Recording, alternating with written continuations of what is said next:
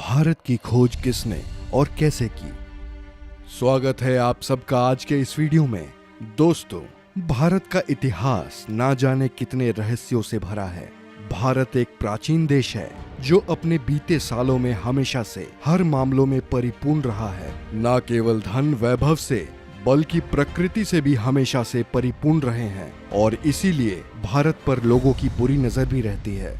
उसी समय यूरोप के लोग पूरी दुनिया में व्यापार करना चाहते थे। भारत में व्यापार करने के लिए उन्हें समुद्री मार्गों का पता नहीं था। उस समय अरब के लोग भारत के रास्तों को जानते थे, लेकिन उन्होंने यूरोप के लोगों को मार्गों के बारे में नहीं बताया। वास्को दी गामा पहले शख्स थे जिन्होंने भारत के समुद्री मार्गों को खोज निकाला था। कोलंबस भी भारत को खोजने गए थे, लेकिन अमेरिका जा पहुंचे। हालांकि आजकल पढ़ाया जाता है कि भारत के समुद्री मार्गों की वास्को दी गामा ने खोज की थी। सचमुच यह हद दर्जे की मूर्खता है कि भारतीय बच्चों को यह पढ़ाया जा रहा है कि वास्को दी गामा ने भारत की खोज की। पढ़ाया यह जाना चाहिए कि वास्को दी गामा ने यूरोप को पहली बार भारत तक पहुंचने का समुद्री मार्ग बताया। दरअसल पहले यूरोपी देशों के लिए भारत एक पहेली जैसा था।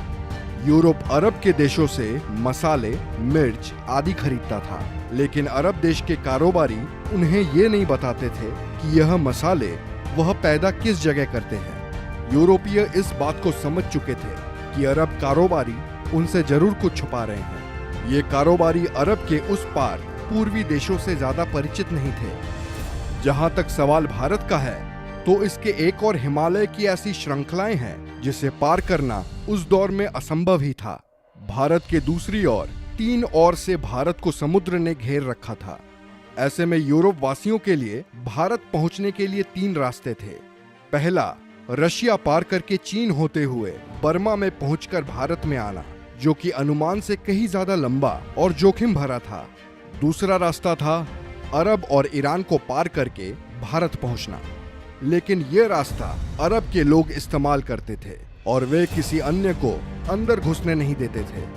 तीसरा रास्ता समुद्र का था, जिसमें चुनौती देने वाला सिर्फ समुद्र ही था। वास्को दी गामा एक पुर्तगाली नागरिक था जो पेशे से एक नाविक था। इसका जन्म 1460 ईस्वी में पुर्तगाल के साइनस में माना जाता है। उस समय में अरब के लोग यूरोप में मसाला बेचा करते थे जो वो भारत से लाते थे। यूरोप में इन मसालों की मांग बहुत ज्यादा थी, इसीलिए यूरोप के लोग भारत जाकर मसाले लाना चाहते थे, लेकिन उनके लिए भारत जाने का रास्ता दुर्गम भरा था। उन्हें भारत जाने के लिए ईरान, अफगानिस्तान होकर जाना पड़ता था, जो काफी खर्चीला और कठिन रास्ता था। उन्हें ऐसे मार्ग की आवश्यकता थी जो भारत कम समय में ले जाए।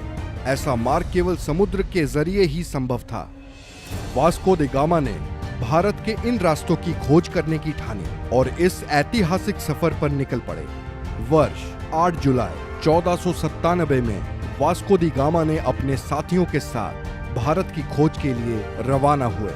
उसके जहाजी बेड़े में 4000 और 170 के करीब आदमियों का दल था। सबसे बड़े जहाज सेंट गैब्रियल पर वह खुद था। सबसे पहले वो अफ्रीका के अंतिम छोर कैप ऑफ गुड होम नामक स्थान पर पहुंचा। उसके बाद वह अफ्रीका के ही एक राज्य मोसम्बा आया, जहां के राजा ने उसकी मदद की और उसे एक अरब नाविक दिया जो भारत का रास्ता जानता था। वास्को दी गामा भारत कब आया? वास्को दी गामा अफ्रीका महाद्वीप का चक्कर लगाकर भारत के कालीकट बंदरगाह केरल पर पहुंचा था। 20 मई 1498 की तारीख थी जब वास्को दी गामा भारत के कालीकट बंदरगाह पर पहुंचा। भारत की खोज का यह सफर करीब 10 महीनों का रहा। भारत आकर वास्को दी गामा ने स्थानीय राज्य के राजा से व्यापार का समझौता किया। उसने कई प्रकार के मसाले खरीदे।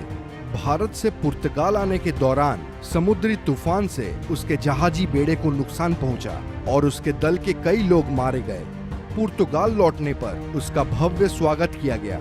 अगली बार भारत आने पर उसने कालीकट के राज्य पर आक्रमण कर दिया और कत्लेआम लूटपाट की। वास्को दी गामा ने यूरोप के लुटेरों, शासकों और व्यापारियों के लिए एक रास्ता बना दिया था। इसके बाद भारत पर कब्जा जमाने के लिए यूरोप के कई व्यापारी और राज्यों ने कोशिश की और समय समय पर वे आए और उन्होंने भारत के केरल राज्य के लोगों के धर्म बदलने में महत्वपूर्ण भूमिका निभाई। पुर्तगालियों की वजह से ब्रिटिश लोग भी यहाँ आने लगे।